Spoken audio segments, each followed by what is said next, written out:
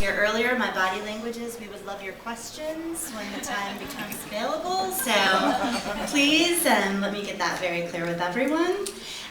We have a great panel, and I think no one can introduce themselves like a successful person with a great polished elevator pitch. So I'm going to ask each of the ladies to introduce themselves, but also just to get a sense of, when we're talking about tech, we're talking about media. I asked everybody to include the last book that they read, and how they consumed that publication as a means to kind of get to know your panel. So we'll start with you, Ayelet. So my name is Ayelet Noff, and I founded a company called Blonde 2.0, which is a new media PR company in 2006. And I have to say that as a workaholic, I'm pretty much online 24/7. And gave up books years ago. So I consume all my content online through blogs and online publications.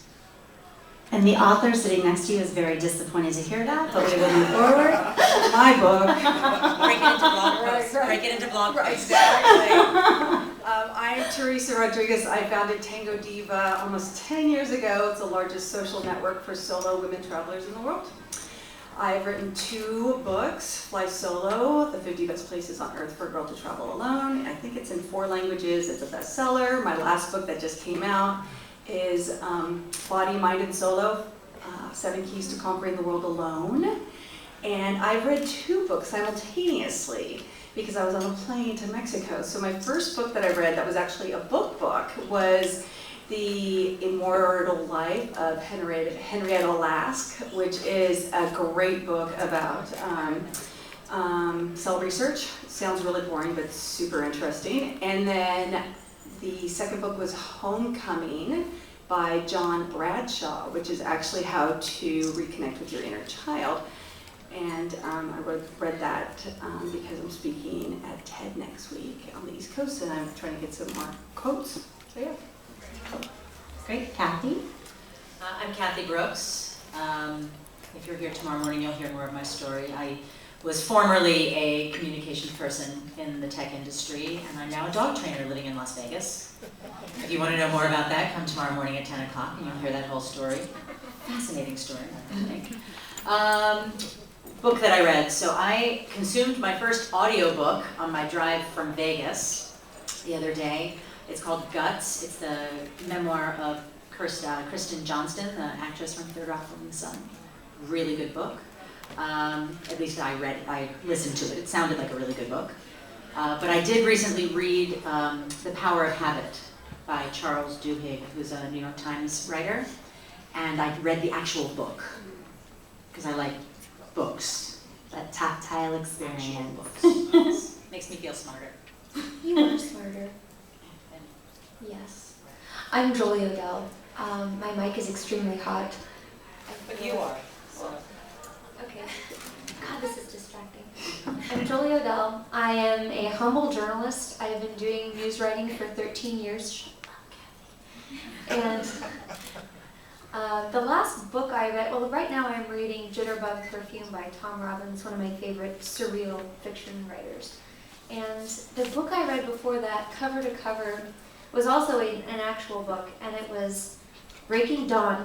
I'm not going to apologize for that. You said you weren't going to. You know what? It's a sewer of a book. I read all those too on my honeymoon. It didn't do anything to spice things up. God, I love garbage literature. I'm an American. What do you want? Own it. Thank you. Welcome Thank you. to America. It's not welcome to America. Yeah. Nice. No, that's perfect. And I think, as you can tell, yeah, we'll get, there's probably one of these ladies up here that would like to have her next book be called 50 Shades of Hey, so that they can understand what you're all thinking and judging harshly. We appreciate that you're not. So, I'd like to start with Ayelet. And, you started a one-woman show and you built your business into a full-size agency. And in Israel, also, one of the biggest growing areas. So what was the thought process behind that, or can you kind of go through the evolution of that for entrepreneurs and for VCs that are looking to support and finance businesses like yours? So when I started Blonde 2.0 in 2006, As John said, I was, a one-woman show, basically consulting companies on how to utilize all these social media tools that were emerging back then. And Cathy probably remembers that back then. I have no memory. Back then, which was, it seems like ages ago, right? Nobody really knew how to utilize these tools, let alone how brands. Huh? They still don't. That's right. But back then they really didn't. And brands really didn't understand why they needed to be there. So I started consulting companies on how to utilize these tools. And everybody came back to me and said, well, we really like what you have to say, but we don't have anyone in-house who can actually make that happen. So I realized that what I needed to do in order to grow my business is to take on, to give a full end-to-end solution as opposed to just giving the first phase of consultation. And so that's what I did. So I took one employee and another employee and another employee and trained them how to do social media. Today we're 26 people, basically a one-stop shop for all your social media needs. Perfect, and I think great proof that just because someone can pick up a hammer doesn't mean they can build a house. And so just because someone has access to a tool doesn't mean they can create content and create a good story online. So always have a professional on board. Teresa, you have obviously written 2 books now, and you've had your website Tango Diva for how many years now? It'll be 10 next May. Ooh, there you go. So do what you love and love what you do. I'm sure we'll hear more from Cathy about that, about dog walking in Vegas. But the question is for you, in building that blog, how do you show an ROI for sponsors and, continue to perpetuate that as a business? That's a great question. So my first client was Club Med, actually, and I came from advertising and marketing, and so it was easy for me to speak to marketing people about the power of a vertical market.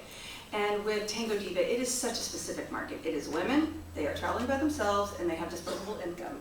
So it was really them wanting to reach my women, well, not my women, but Tango Divas, and different ways that we could make money off of that. Believe it or not, the first way was B2B, was actually asking our Tango Divas what they wanted and then letting the market know what they wanted. So we would do quarterly white papers of what women wanted in travel, the changes that they want to see, how they feel about different aspects of the travel industry. And Club Med actually listened to us, and we partnered with them for 4 years, which was great because we were able to really help them with their brand and reaching women. And so Club Med wasn't just a scary place where you could go and have men pick you up. It actually was a place that you could go and experience wonderful things every day and learn. Because what we found is that when women travel, they want a purpose.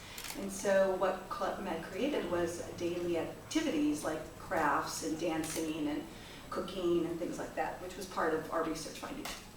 But for women who want to get picked up, they can still go to Club Med, or was totally that still part go of to the Club Med. Okay, There's great. actually a lot of places you can go. I was like, I wonder if that's really part of their new tagline, so that would be interesting. Cathy, so, as your background as a journalist and telling your story probably more fully tomorrow, can you talk about how you've evolved that storytelling and how that's become, kind of the buzzword, for lack of a better term, with businesses now when it's always been that core? So I apologize for my back. I was hoping to actually take the microphone out of this thing, but it looks like it's stuck in there. So the question was a little, when you sent me the question, and I was thinking about kind of this idea of storytelling. I think that people, and at least, and this is my own experience, kind of come to it almost from the wrong perspective, that they're coming to it from the end point of what they expect the story to be, as opposed to letting the story evolve organically, which is what really storytelling is all about. That you talk to anybody who's writing a novel, they don't necessarily have the ending of the story in mind before they let the story evolve and the characters evolve. And in business, it's a little bit more structured, right? You have a product launch, which is a definite endpoint. You have a company that you're launching, a definite endpoint. So there's some sort of structure to it, but the path in between needs to be more organic. And so what I found in my work through storytelling in my own life was really letting it evolve more organically. And so again, that's really the exercise that I went through in the last 18 months, which was we spend so much time thinking about course correction and launches and endpoints and pivoting, but really it's not about that junction itself, it's about the journey from point A to point B. I think it was Steve Jobs who said that it's not destination, it's the journey. So from the perspective of storytelling, I think it's a buzzword like anything else. It's always been there, it's always been part of business. It's often the marketing people who find the buzzword and then start beating it until it's dead, and the unfortunate part of it is that the thing itself gets lost in the translation. So I'm actually hoping that storytelling stops being a buzzword and starts becoming more of an integrated part of business. Perfect. And I think, Jolie, the fun part is as a person who's out there, being told what the story is, here's our story. I sometimes accept that, and I sometimes make my own. and having to kind of dig through all of that, I think Cathy makes a great point that as you're looking to have the story build and develop, what are you as an outside person making sure that you're covering the important keys of the business for a group that's sometimes notoriously famous for hiding the hook? How do you find that story within and then be able to develop that for your readers? There's an old saying in journalism, the person you're talking to is always lying to you. The CEO is always a lying bastard, and the PR person is lying for the lying bastard. And it's all kind of, so I think what I have to do is I have to smile and nod and accept that I'm being lied to, and then check the facts with things like public record or the internet. It has a lot of ways of verifying what's true and what's not. That's one of the things I like about the internet. And then just going back to your sources and asking them a lot of different questions and listening very carefully to what their responses are, because sometimes they can tell a half-truth, and the half-truth is all you need to get your story. So, yeah, that's the hardest part of my job. It's the part that I hate because it makes me feel like I'm a bad person, really, trying to hammer people and nail people into the ground. No, not like that, Cathy. Getting in touch with your inner Nancy Drew isn't as satisfying as Not even Nancy Drew, it's like my inner interrogator. I had to ask Matt Mullenweg this past weekend some really intensely personal financial questions. And I was like, Matt, I'm sorry, dude, I don't want to be doing this. But then I just had to rip the Band-Aid off and go ahead and do it. And I think that's an interesting part of gender, relating it back to the topic, is we're trained to say, please may I, yes thank you, oh I'm sorry, oh excuse me. And as a journalist, you can't go through your career saying please, thank you, sorry, and excuse me. You just have to take what you need and move the story forward. And I think that's an interesting and powerful point, because as we want to break it into diversity, we want to break it into women, but I mean at the end of the day, PR people need to be business people. We all need to be business people if we're going to be successful in business. And that means just being smart, means choosing those paths so, no matter what angle you're coming at it from, at the end of the day, that's the net game. And you have to play the player of that, right? And making sure that you're a good business person to be able to understand those questions and get to those answers. And I think that's what's exciting about this group of women, is all very good, very successful business women as well. So with that, I want to talk a little bit about, who influences you online and offline? I mean, who are the people that we have a whole other group that network should be looking towards, the people that help kind of steer your career and your values as you're looking to continue to build your business and plot your course through. We'll start with Teresa this time. Wow, people who influence me. Actually, they're the people that I meet every day. It's the woman who runs the preschool that my daughter's going to, that's been doing this for 3 decades, and her love for children. It's going to restaurants that I adore and being greeted with a big, hey Teresa, how's it going? It's the PR people that I work with that make my job a lot easier. When I first started, it was the Ariana Huffingtons and these amazing women that I was like, oh my God. Now, I still admire and respect everything that she's done, but I think now I'm looking in the eyes of the people that I really respect and love. It's the Tango Divas that are sending in stories about how they went to Paris after chemo and wore a scarf because they didn't have hair. It's the kids that come up and hand me a flower. I think it's the daily stuff that is influencing the decisions that I make now. I'm a single mom, so it's a day-to-day now. So I get influenced by a lot of really interesting people that you wouldn't expect. Nice. Jolie? For business, I would say I really am inspired by Warren Buffett. He's just like a crusty, cranky old dude. Not that cranky, actually. I think the humility in his lifestyle and his caution in investment, like in technology, we get so jazzed up about the next big thing and we buy into and create a lot of the hype cycle. And it's nice to have someone as a role model who is like, okay, you can take your hype cycle and keep on spinning. I'm going to invest in things that have a reasonable chance of return, things that are stable, things that I would advise others to invest in. And I would never advise anybody to invest in a startup. That's crazy. And that's why investors are such freaking weirdos. So, Warren Buffett. The other big influence in my life right now is my parish priest, Father Ray, because a lot of this power, the power that you feel when you're doing your job right and the power that you get off of other people in the tech community, we have a lot of people who are very high on power. Sometimes I just need to let all of that go and bring it back to a very real place and rediscover what really matters to me. And like a lot of people, even technology people, I find that through religion. And my parish priest, he's a Jesuit, and so it takes it to a whole nother level of humility and service to others, and to remind myself that even when I'm doing my job and hammering people with tough questions, I'm doing it out of service to the people who need to know the truth. That's always a good reminder. So Warren Buffett, Father Ray, that's it for me. Perfect. Both steady, tried, true, integrity. We like it. Cathy? So I want to start with the premise of the question being online or offline. And I try to not really focus on whether I know someone online or offline. It's, I guess, the question that came into my mind, are you talking about people who I know personally or people who I just know them through some sort of online presence, like Thomas Friedman as a journalist influences me greatly. I've never had the opportunity to meet him, so he's kind of just an online person to me. But there are lots of other people, Jolie included, who I know in the real world, and so they influence me in a different kind of way. And I think that we spend so much time thinking about online and offline, and I think that Jolie, to your example, that when it comes down to the things that are really real, the things that really matter, most of those things happen in the carbon-based meat space, for me at least, because that's where the real connections happen. The online stuff, it's nice to be, I find myself inspired by people like Warren Buffett, but I have to look to people where I have some sort of real connection to them to get really motivated. So that's just a little thing that I would say. And then in terms of who, Tony Hsieh, who I've had a chance to get to know quite a lot in the last year or so, CEO of Zappos, as most of you probably know.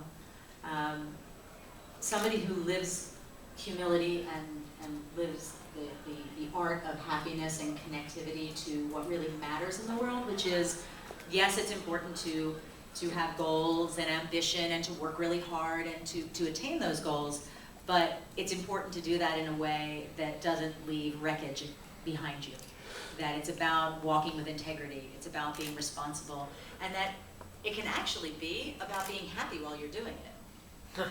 You don't have to be miserable and wait until you make lots of money and retire to then go do what it is you want to do and be happy. You can actually find happiness on the route to that goal. So that's me. And that's a nice segue to our resident workaholic, self-declared workaholic.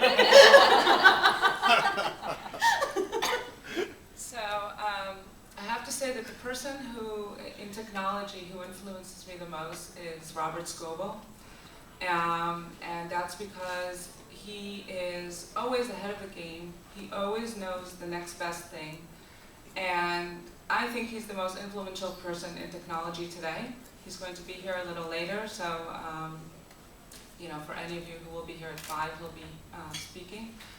But I think that the reason that he's always ahead of the game is because even though he's reached a certain stardom in the tech space, he's so open to everyone to hear their pitch. I mean, I remember like 2-3 years ago, I was with him in San Francisco. We were walking the street, and he got stop like 4 or 5 times within 1 block. And every time somebody pitches him, he will listen to you, and he will, you know, sit there patiently and listen to your pitch, and he doesn't try to hurry you. And I think that's just so humble and amazing of him to always be so curious and so open to hearing people's ideas. And it's not something that you often see. There are many people in the tech space who have reached that level, and they just don't have the patience anymore, and they're just not as nice. So that's the first person. Other than that, I really admire Sheryl Sandberg. You know, being on a women's panel, I think she's amazing, and I think that other than her professional abilities, she's also you know, doing a lot to enable women to feel more powerful and to teach them on how to stand up for themselves. And then lastly, I think my mother has been a very big influence on me. She's always been very independent, and things haven't always been so easy. She's had to raise me on her own, pretty much. But she always wakes up with a smile in the morning, and she's always very hopeful, and she's just optimistic. And I think that's a really important characteristic in moving forward and having a drive to continue.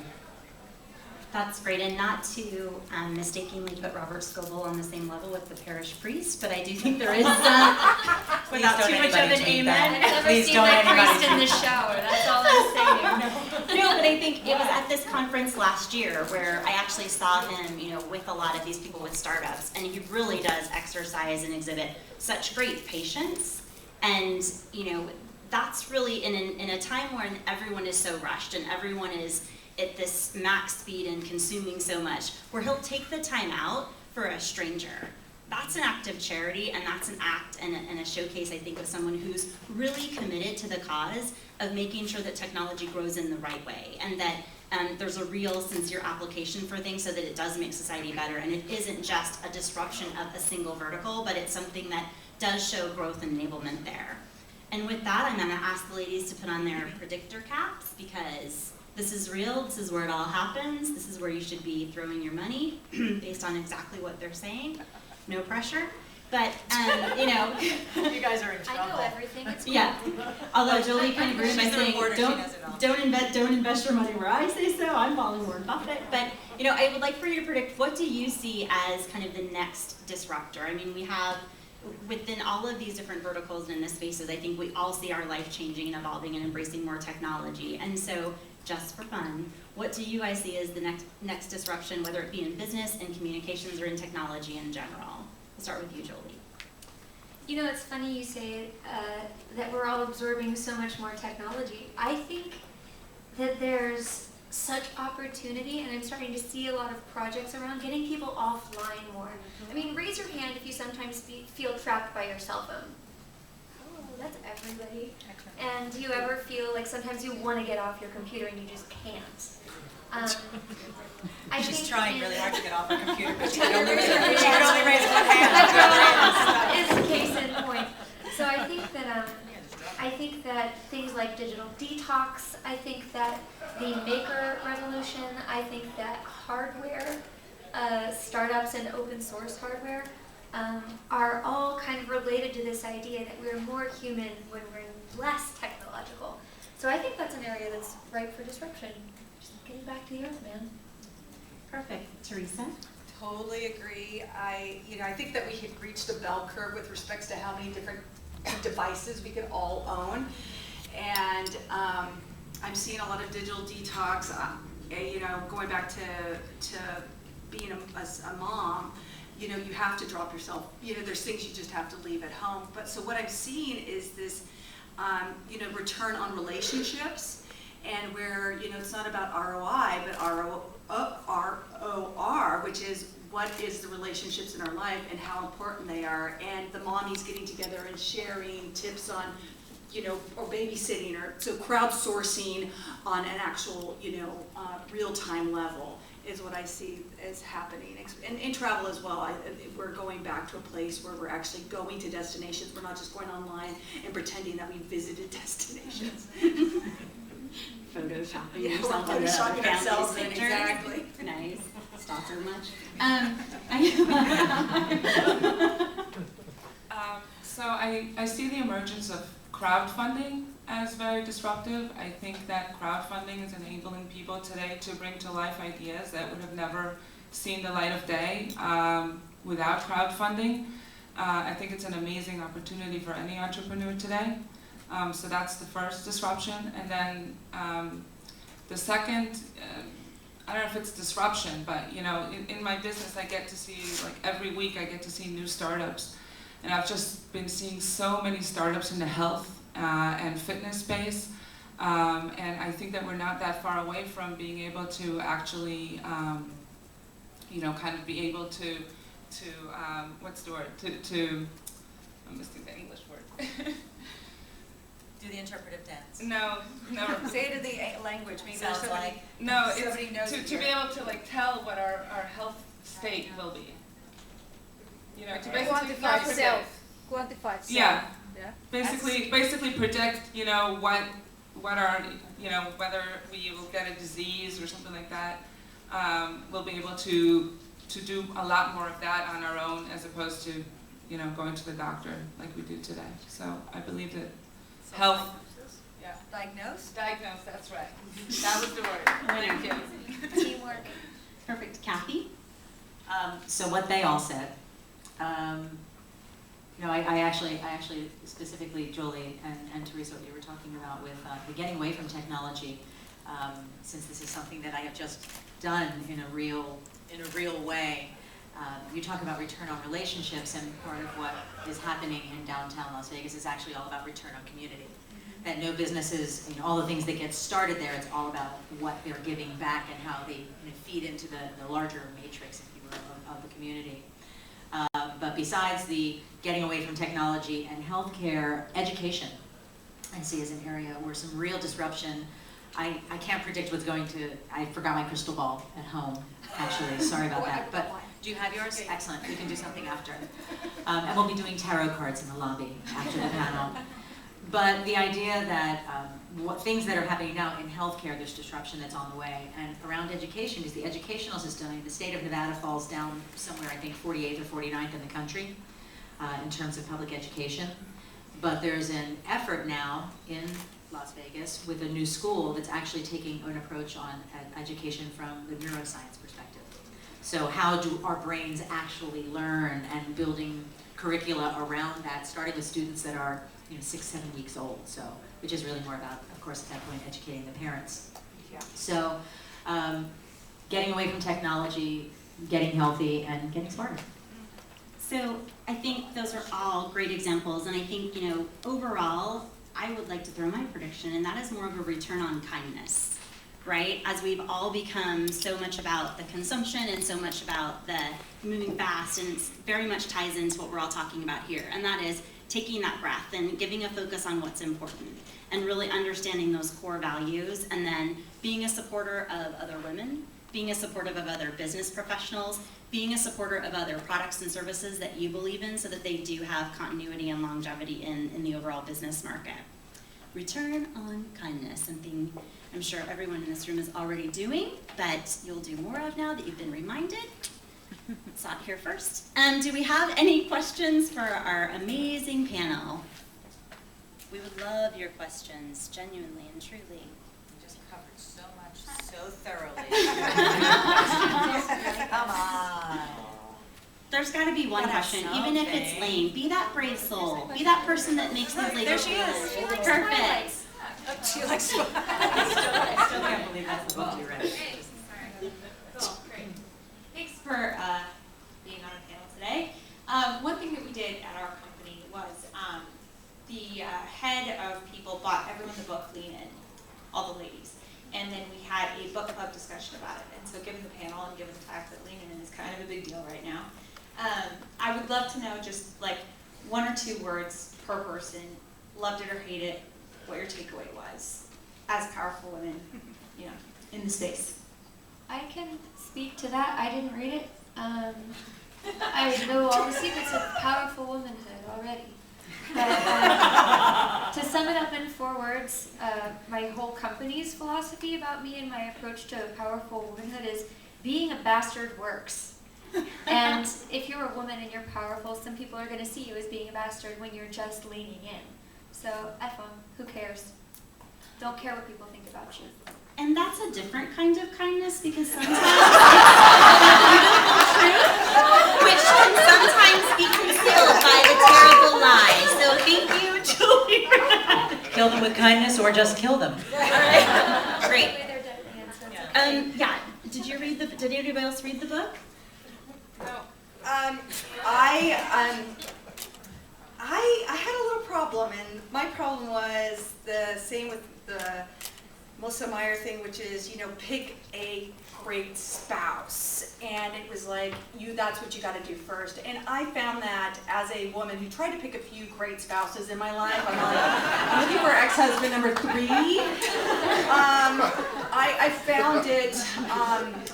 found it frustrating and disappointing that for me to be able to succeed in my life, that I'm going to have a great spouse to do so. And as a single mom, I know it's like the 3rd time I said it, but because that's consumed so much of my life now, I was a little disappointed with that angle of, you need a great spouse part, yeah.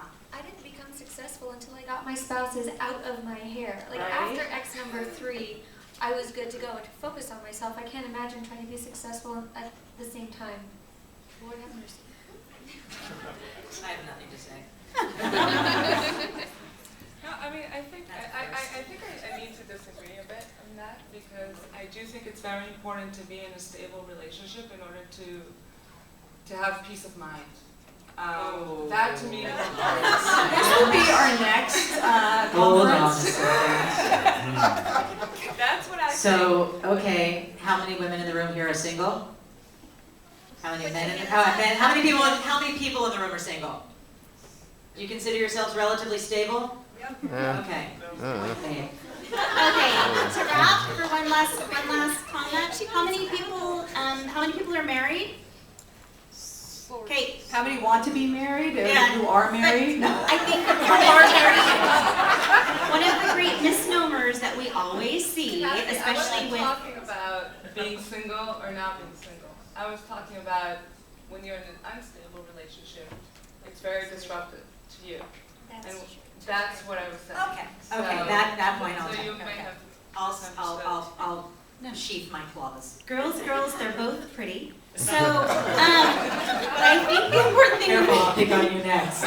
when we look at this though, I mean, I think when we're talking, so many people want to talk about buzzwords and about that, and it's, everybody wants to talk about engagement. No one up here, I think, or in any relationship is like, ugh, I will be so happy when this engagement is over and we get to the really easy, fun part of the marriage, right? And so I think that can be said and is true for all relationships, right? It's like understand the place that you're in, learn what you can learn from that, and then once you're in the really hard work, keep on fighting and working, because that's what'll build success. So thank you guys, ladies, so much. We learned a lot from you today. Appreciate it.